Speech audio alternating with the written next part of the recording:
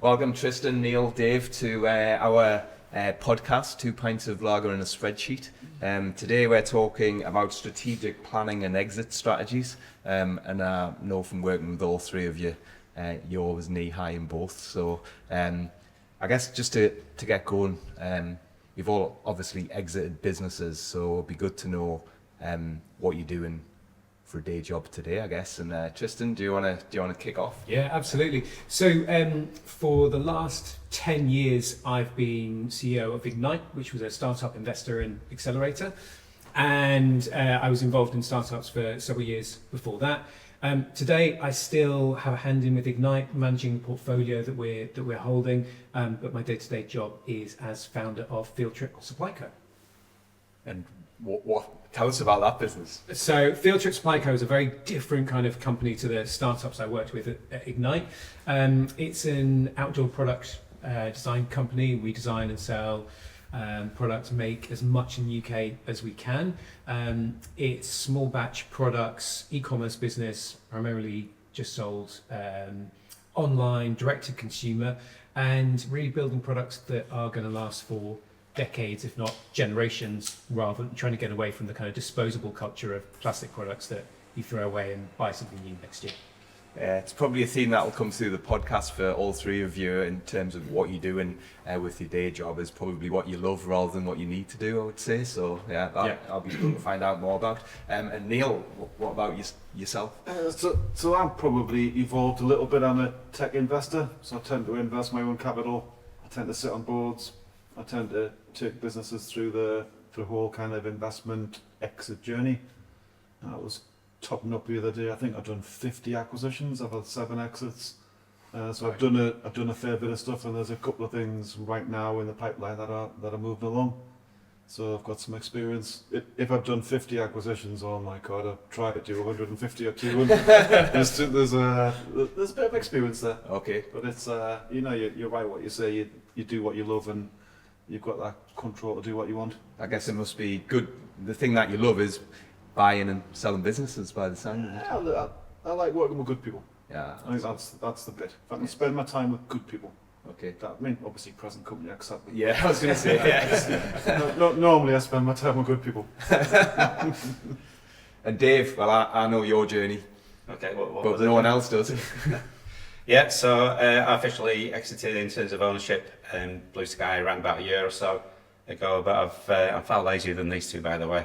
I've stayed on in a chairman capacity, so that's about governance, some strategy, a little bit of mentoring, and an occasional wander into an event to represent the company.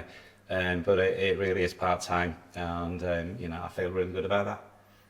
Cool. And when did your exit planning start? It started when we started talking to each other about forming a business around about 18 years ago. I think it was obvious when we started talking. There's a 15-year age gap between us. It was fairly obvious that, probability, I'd be the first one to leave one way or another.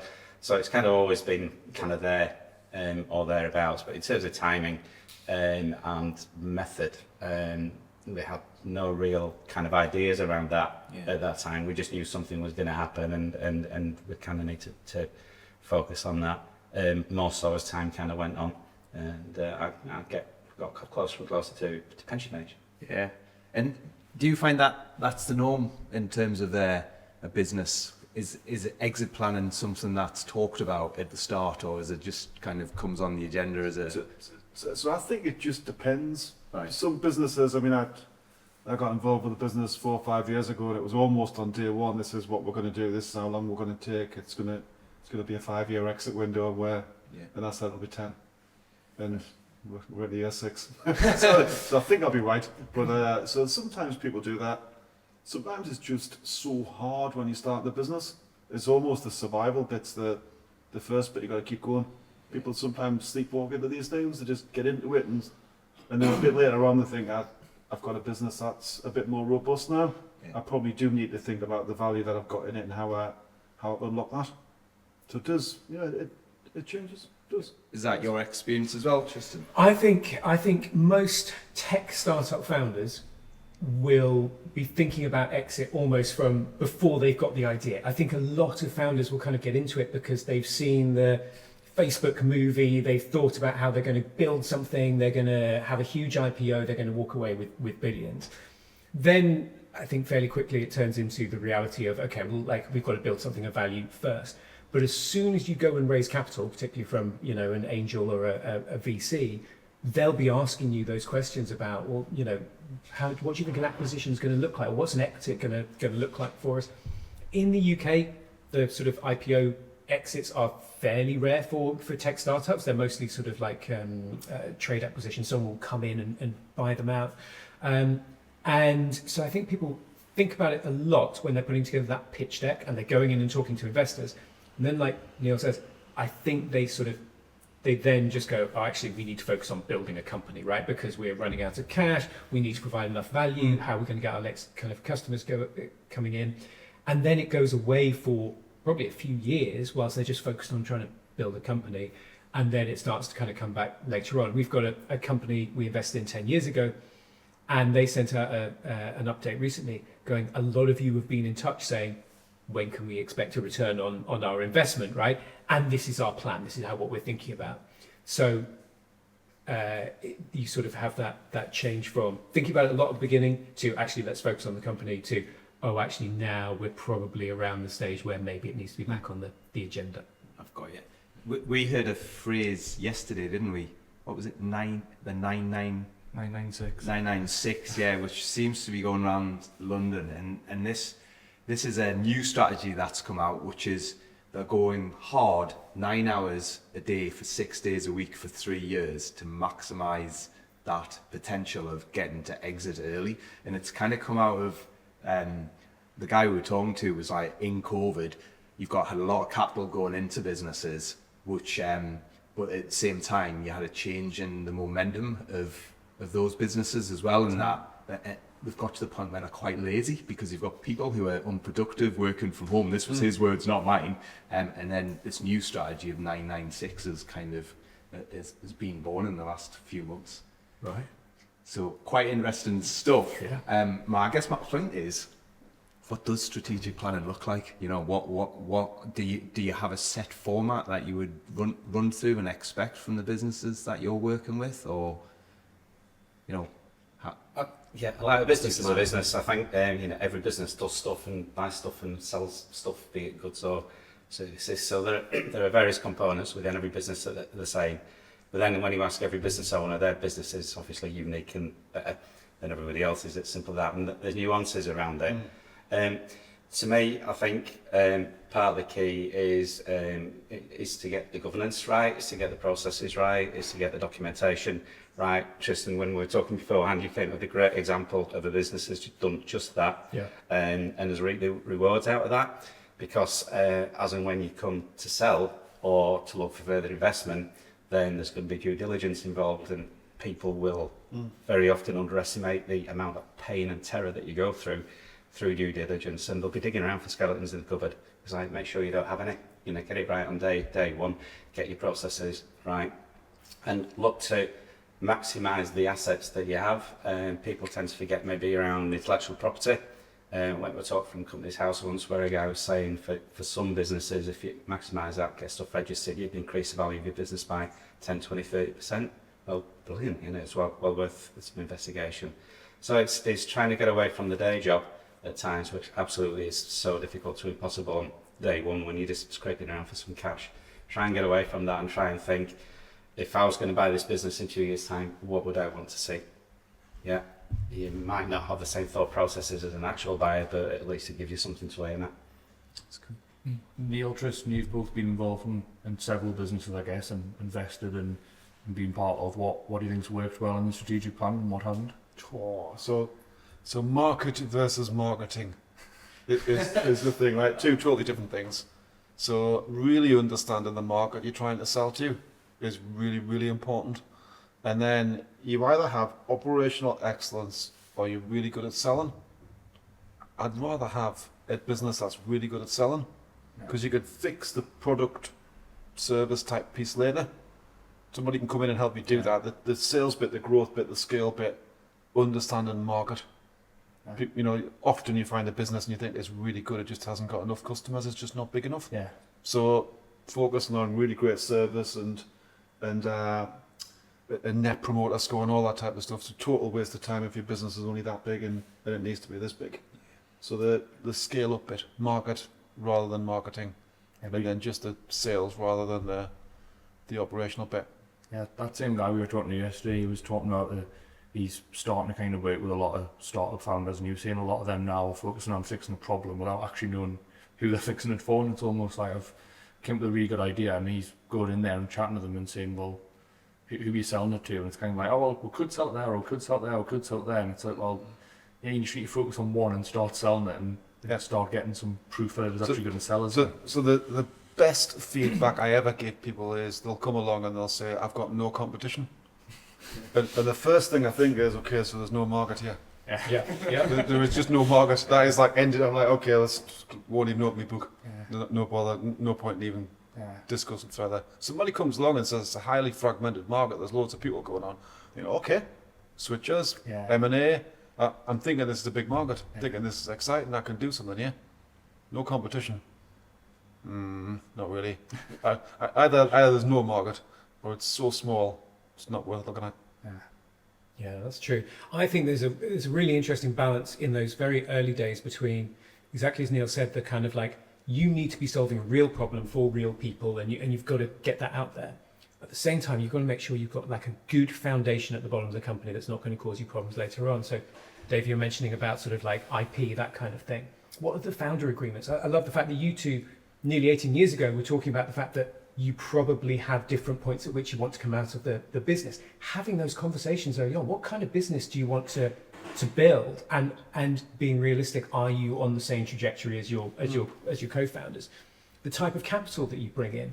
So if you go and take venture capital, they're going to be looking at a relatively short 5 to 10 year horizon for making a return. Does that align with the kind of company that you're building, the market that you're going into? Angel investors, they still want a return, but they don't have the same constraints that a fund would have in the background. So making sure that those things are in place, it's absolutely tragic, I think, when you see what is a really good company, but they took the wrong kind of capital early on, and effectively that's ended up destroying the company down the road, because they've had to basically do a bit of a fire sale early on, because it's not a VC backable company, but they took VC cash. Actually, everyone just wants to sell it, whereas if they had taken more patient capital, they probably could have gone on and built a really good company over 15 years. So you've got all of that kind of like the basic stuff.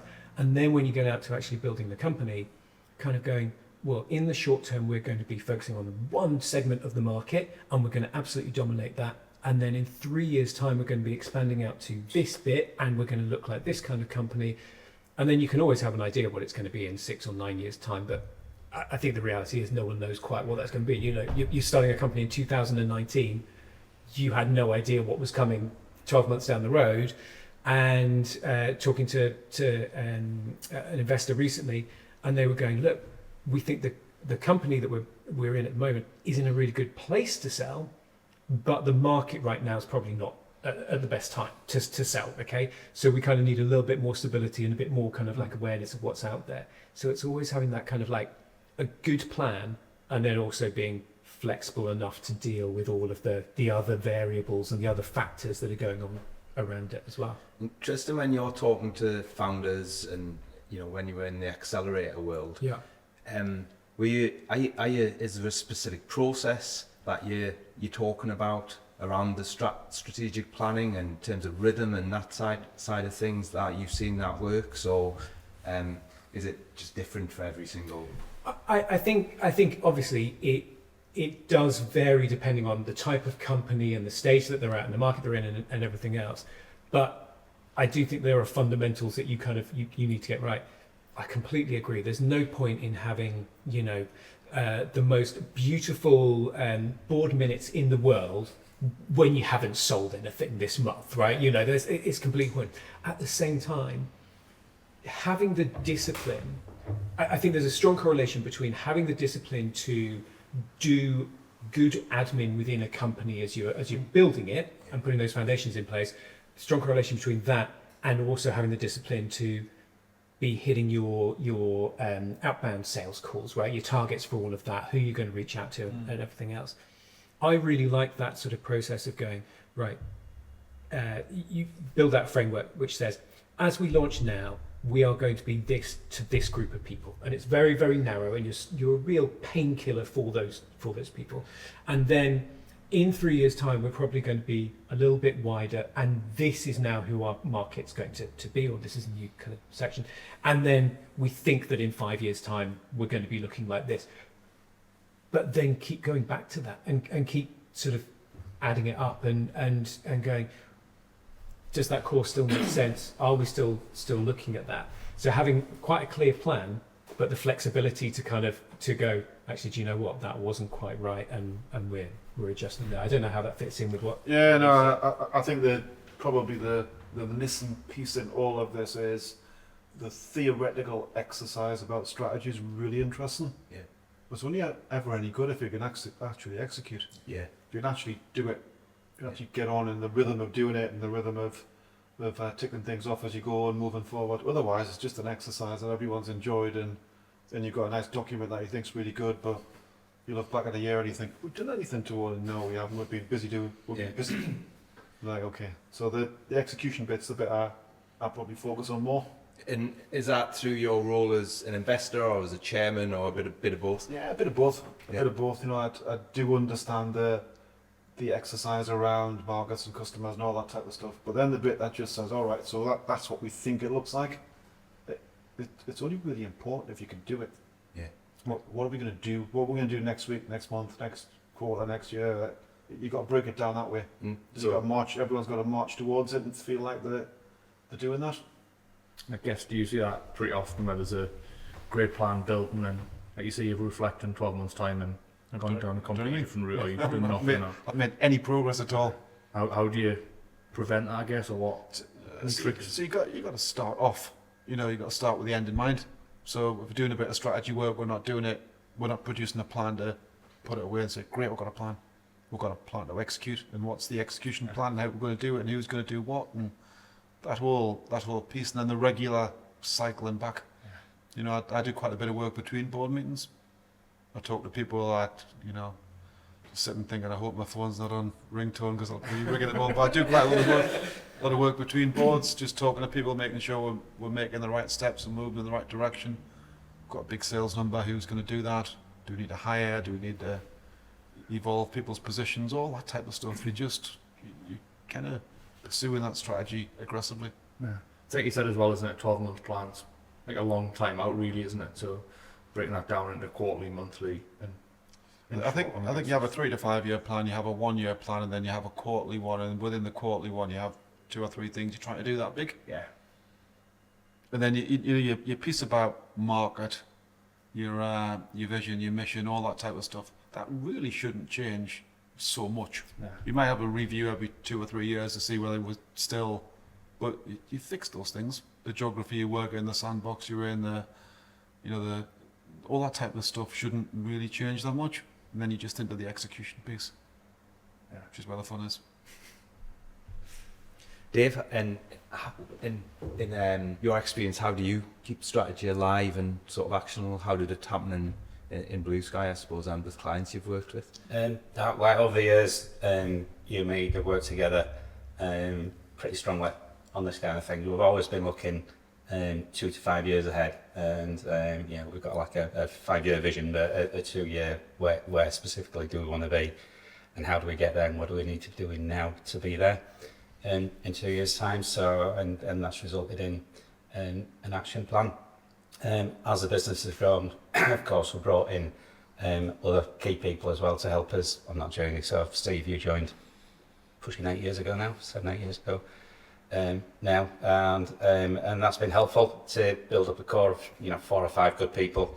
So we've never had third-party investment, so it's always been kind of bootstrapped side of things. But outside of that as well, we've looked at third parties to help us strategize. Sometimes you need somebody from the outside looking in as well, and we've acknowledged that, and we've taken advantage of that over the years as well.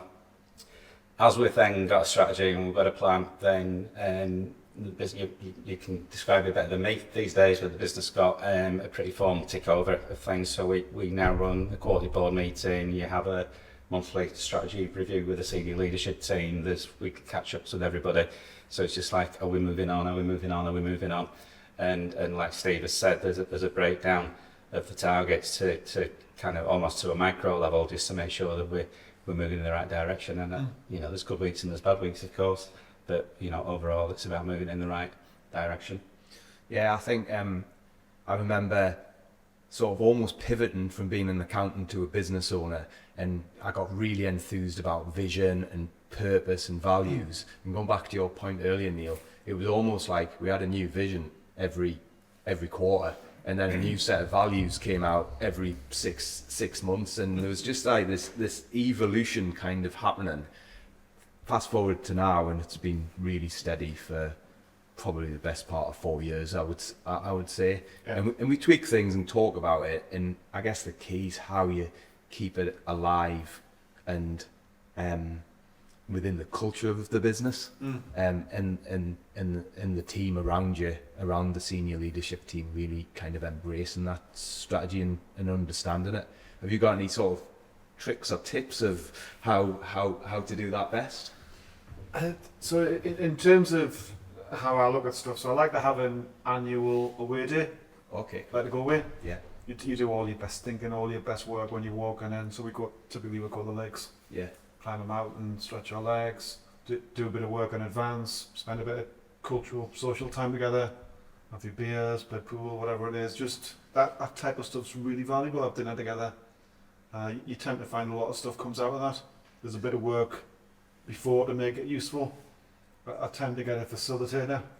You kind of, I don't think you can really do your own strategy stuff because somebody's either facilitating, and if they're facilitating, they're not contributing, and so I always got a third party to come in and help, just to make sure things move along, because that's really useful. Yeah. Once a year, just before budgets and all that type of stuff, is probably a useful time to do it. You know, if you've got a last quarter, somewhere in that last quarter, not too close to the end of the year, you're thinking about budgets for next year and targets and a strategy review and offsite is really useful. But then I'd always do a half year. You know, what have we done in the first half? What do we need to do in the second half? That type of stuff. Again, a bit of a forward bit, but a bit of a social bit afterwards. Yeah. Just to make sure everybody.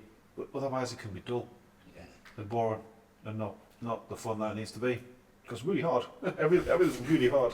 So if you're not having fun, it puts people off. So you got a bit of fun. That's how I like doing it. Yeah, that's good. Tristan, is that something?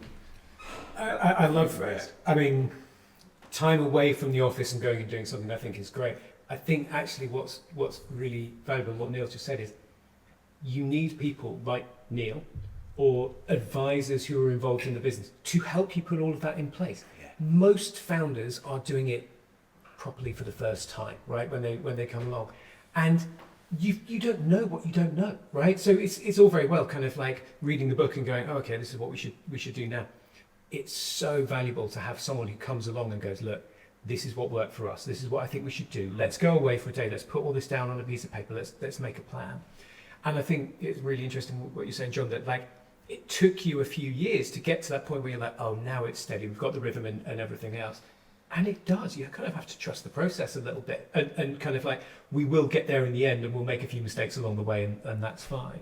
But having good people who can kind of come in, and I know sort of VCs I know will hate me saying this, but typically VCs aren't the right people to advise you on that because for the most part, they've been VCs, not operators. Right. And you need operators who go, yeah, look, this is what worked for us. Let me come in and I'll help you. And then a facilitator maybe to put that plan in place.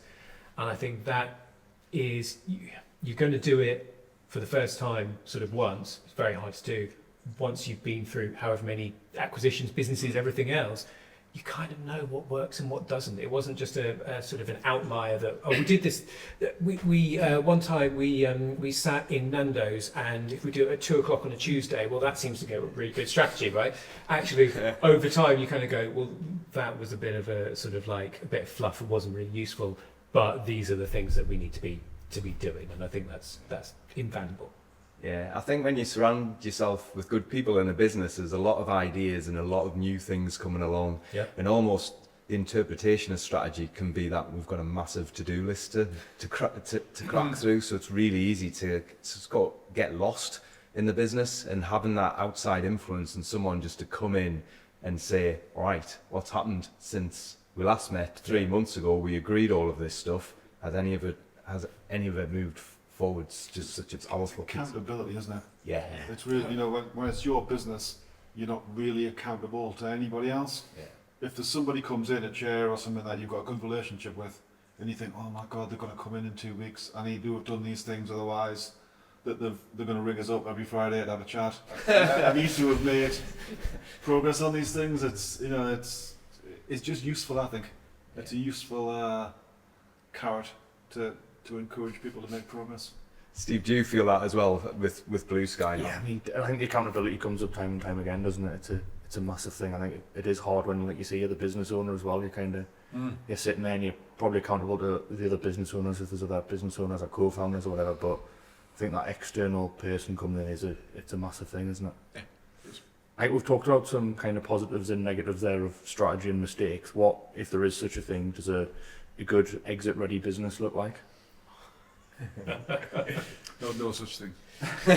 But I think so my own experience is you go along a bit of a journey from startup to surviving to growing to getting to a point, and as you move along that, all your wealth is, if you haven't done this before, all your wealth is tied up in one business, and you are the most passionate person in that business. You love that business more than anybody else. You're better than anybody else in that business because it's just you're more invested.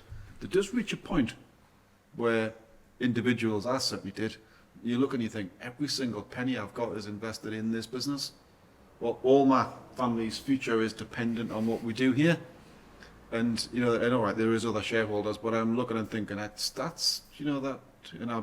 my view on risk is off the scale compared to most people. But you're looking at it and you're thinking, that probably doesn't make sense. Now, there's a whole bunch of investor type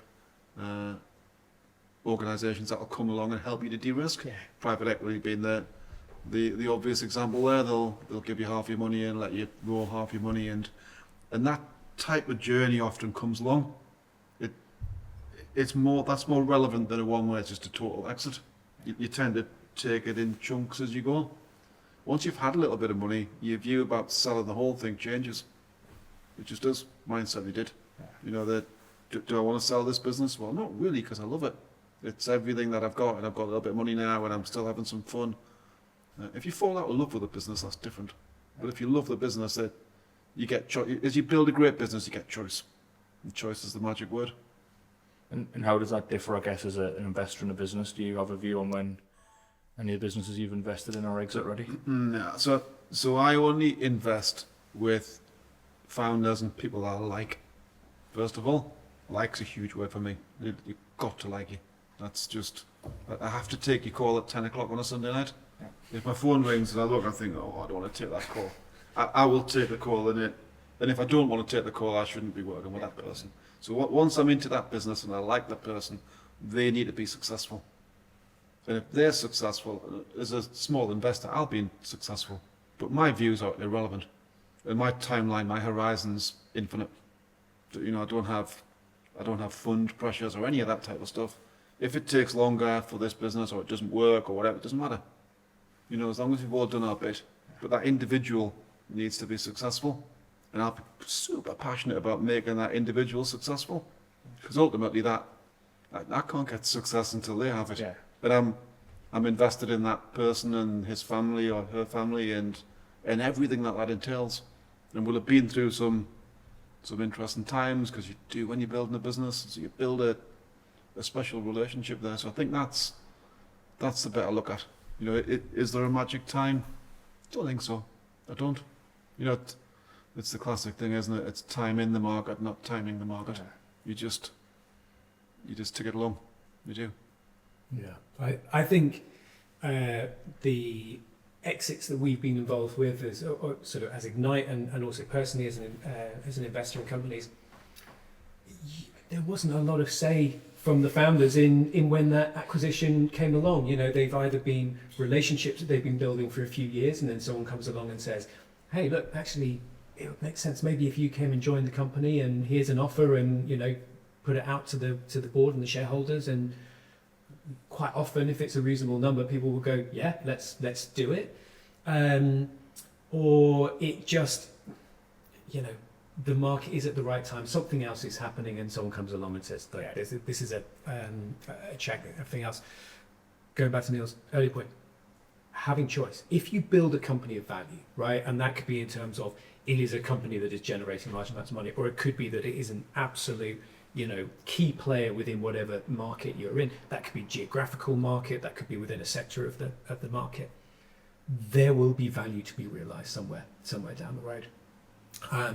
And you know, there's always the kind of, how do you balance the pressure of, you see founders of very successful companies who do not have quite enough money to sort of like, you know, who on paper are quite poor, who are struggling to get the bank to give them the mortgage and everything else, which is really challenging, I think, especially if you're in London. I think investors have caught up with that a little bit now. Salary expectations and everything are maybe a bit more realistic. But then, as Neil said, if you still love that business, when is the right time for you to sell? And I try to think of the kind of the recent exits we've seen. There's one founder who stayed in the acquiring company post the earnout period, right? Nearly all of the others have gone, because typically entrepreneurs, founders, are people who love the autonomy, the excitement, the risk of the company that they're building. And it's always with that sort of like end goal in mind. Once you actually reach that finish line, quite quickly they're like, they're bored now, well, I want to go again, right? And so there's normally a 6-12 month kind of period where they go and maybe they finally can buy the house and they do it up a little bit, and then once they've got bored with choosing paint colours and everything else, they're back out kind of going, right, I've got this new idea, I've got something else that I want to do. And I think that's in a lot of founders' natures. They're just like, builders want to build. So just picking up on that, because I've got stories or everything on there. So when I sold Onyx, I was the chief exec, and I left on day one. So no earn out, no anything, we've got all cash all on day one. I wasn't going to stay in the acquiring business. I'd rode my own boat for so long, I wasn't getting in somebody else's. I had 6 weeks where I didn't do anything. I built a manhunt in the back garden, and I'm sure it's nice, but I've been in a couple of times. It's like one of those things. After 6 weeks, my wife sat us down and she said, "Could you do us a favour?" And I said, yeah, anything. She says, "Go find something to do." You're absolutely driving us mad, because I had nothing to do.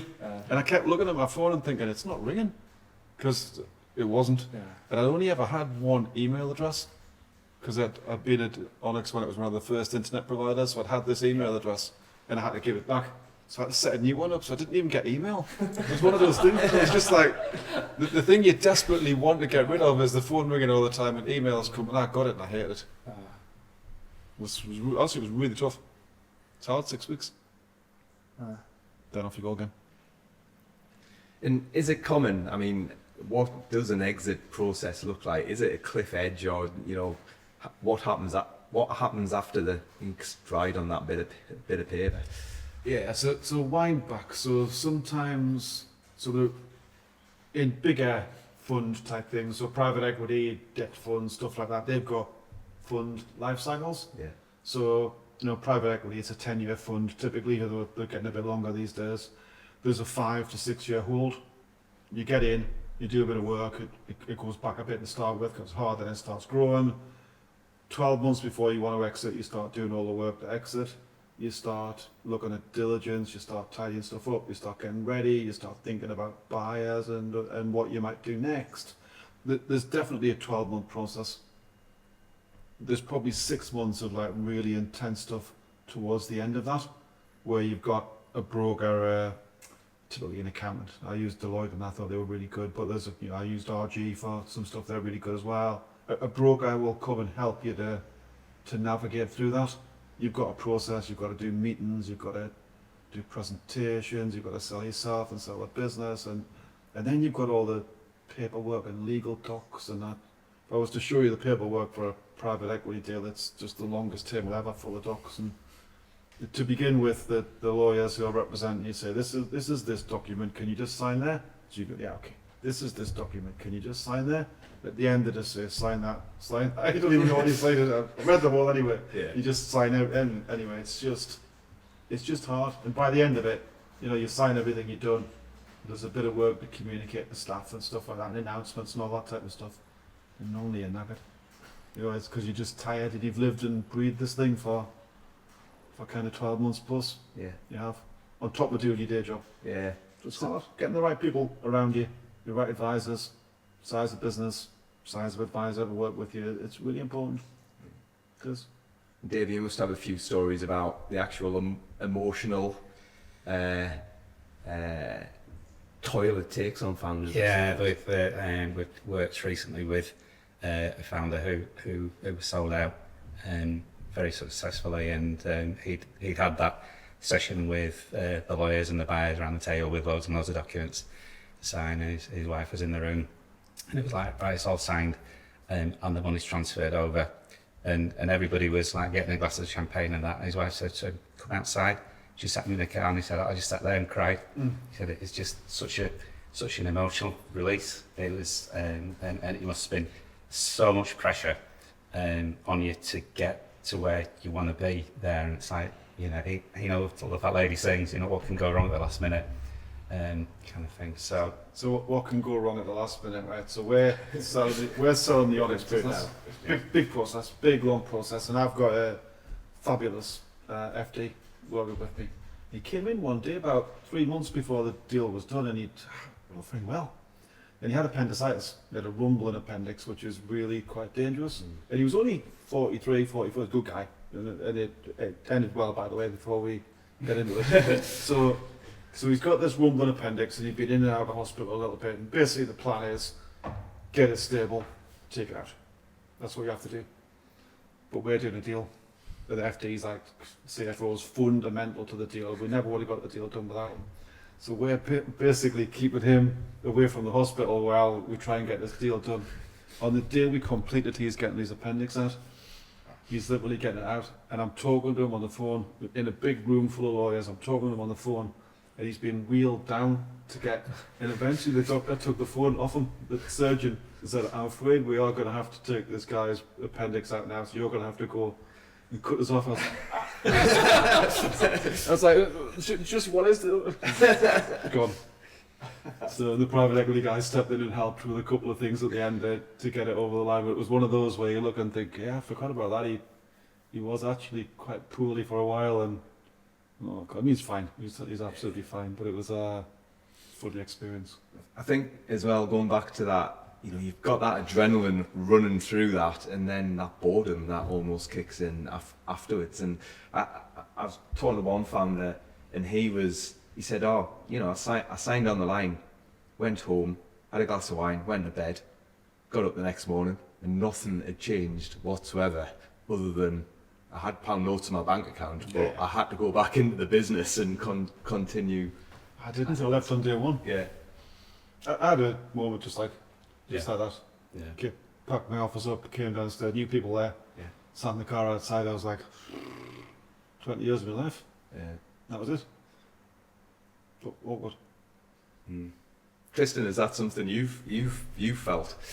I've seen it more from the other side. The talking to the founders as they're going through it, and I think it's a really common experience and emotion. And I have to say, it's really changed my perspective on the type of businesses that I want to build and what I want to do in terms of it, because I have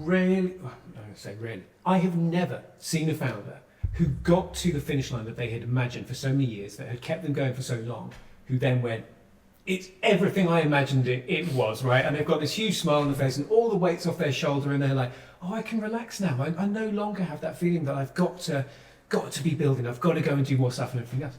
No, they're still the same people, you know, and it's very convenient and a very useful tool to help keep you driven and motivated. You're talking about the people who are working 9 hours a day, 6 days a week, and everything else to try and build to that. And it's great, but fundamentally, and I know, like, I don't want to get too spiritual about all of this, but I don't think having a particular number of zeros in your bank account will suddenly solve all of your life's problems, right? It is very useful in many ways, and it can relieve some of the pressures. But if you've got kids, they're still going to be having a tough time at school, and you're going to be sorting that out. You can't throw money at it. You're still going to have a kind of a need to go and build something else. Those are all things inside of you. And so, and also founders typically really align their identity with the company that they are building. Yeah. They are the company, and the company is them. And Dave, I'm really interested in how you felt, because you've been building this company for a long time, and you're still involved in it. And maybe that's a good way of kind of bridging that gap. But it's a big change, isn't it? It is, and I've had to work to change my own behaviours. Right. At times, I've been helped by these two nagging at me to get out of the way. We confiscated his office keys and board. That's right. Okay. An intervention. Yeah. Which is why I have to ring the bell to come in. We took third-party advice, and that was the advice they gave us.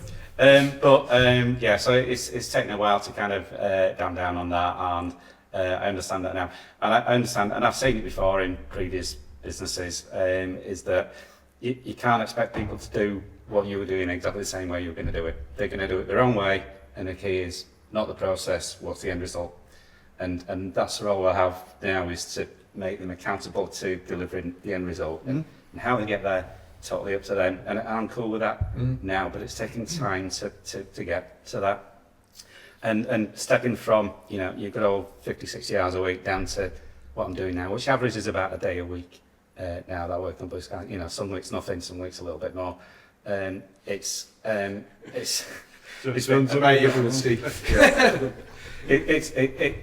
been helpful and preferable to me to just stopping completely and walking away.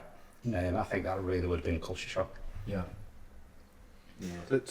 So when you're talking about being involved in a business and all the things it entails, I always remember two things. So I remember going to Lake District with the whole extended family. It was the mother-in-law's 60th birthday. The kids are little in the back of the car. And we're unpacking the car, and my wife says, "Why have you got a suit?" I look outside.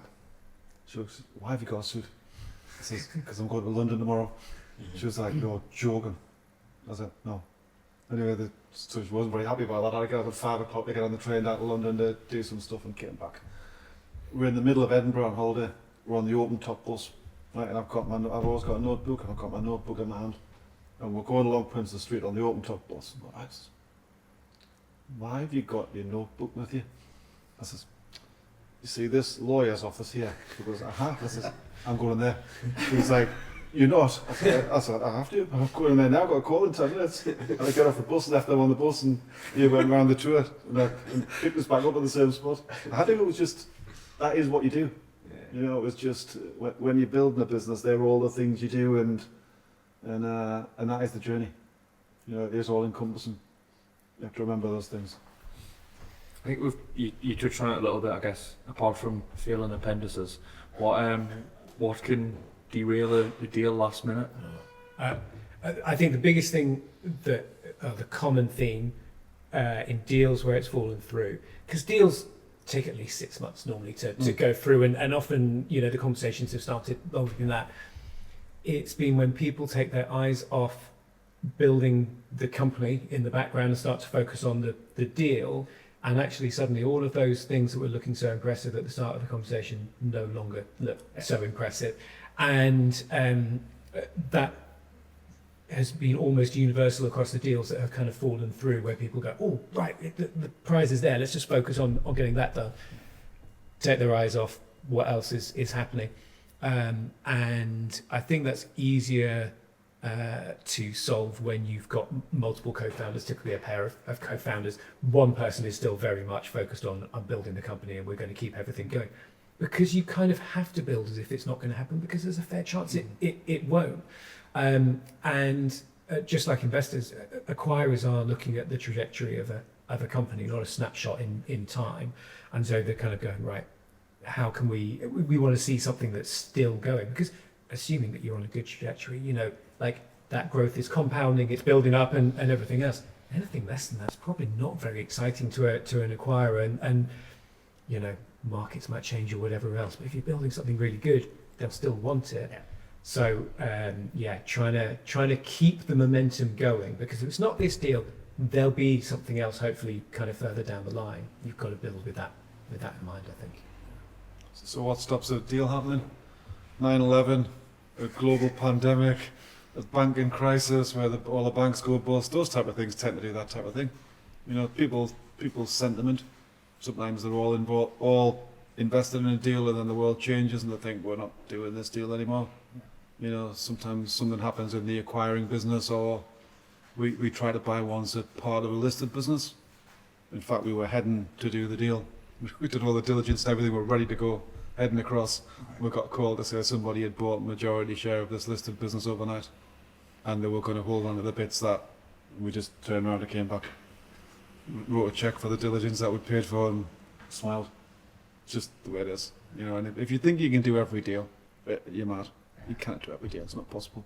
Individuals, circumstance, global pandemics, all this type of stuff just makes doing deals hard sometimes. Yeah. See any examples, Dave? I was actually going to hijack the conversation a little bit and go back to something you said earlier, Neil, about you'll only invest in people that you like. And you know, we talked about companies being invested in and moving up for sale, but obviously the vast majority of businesses don't have third-party investment.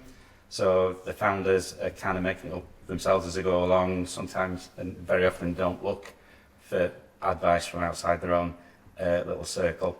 It's made, Tristan, you may have seen more of this than even we have. How much work needs to go into the actual founding of a business, the start of a business, when you've got multiple, you know, 2 or more founders? How much work and collaboration needs to go into their relationship and their expectations as to what the future might entail? I think that's so important, and even before you get to, you know, an acquisition that may or may not go through, it's probably the leading cause of companies dying, right? That investor fallout, the founder fallout, the not being aligned on what kind of company you're wanting to build, the kind of level of effort that you're willing to put in. Quite often something we see is, because a lot of tech startups begin with one idea and slowly move through to find where the real pain in the market is once they get out there, is one founder is really wedded to the initial vision and one founder is wedded to building a successful company. And you quite often see that. And it's very, very difficult for any founder to go to walk away from something that they feel still has some value, unless you've got some kind of fairly solid bit of paperwork in place that says, look, if one of us leaves within 2 years, right, there's a cliff there, or whatever it is. Because in most guys, 2 years, it's really, really hard. And there's nothing worse than having, you know, half of your cap table sat outside the business, someone who's no longer involved in the company, makes it very unattractive to investors. Got a very different perspective on what a good deal looks like, because probably at that point they're so checked out, they're like, look, if someone gave me 50 grand for that now, I'd kind of take it, sort of thing. Whereas the other founders going, look, I've been sweating this for years, I want to build to something really good.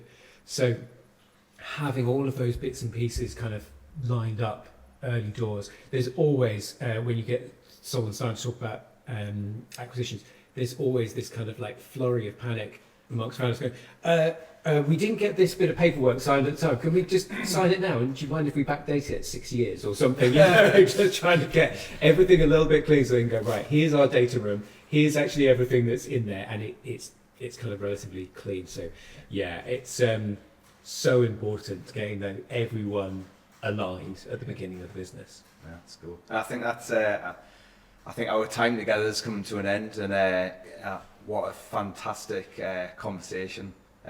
Really enjoyed all the stories. We've talked a bit about some of the boring stuff, I guess, the process and that side of things. And yeah, just all that's left to say is, Dave, Neil, Tristan, just thank you for your time on today's podcast, and I'm sure there'll be some top tips of being taken away by the audience as well. So cool, thank you. Thanks so much. Thanks, guys. It's great. Yeah.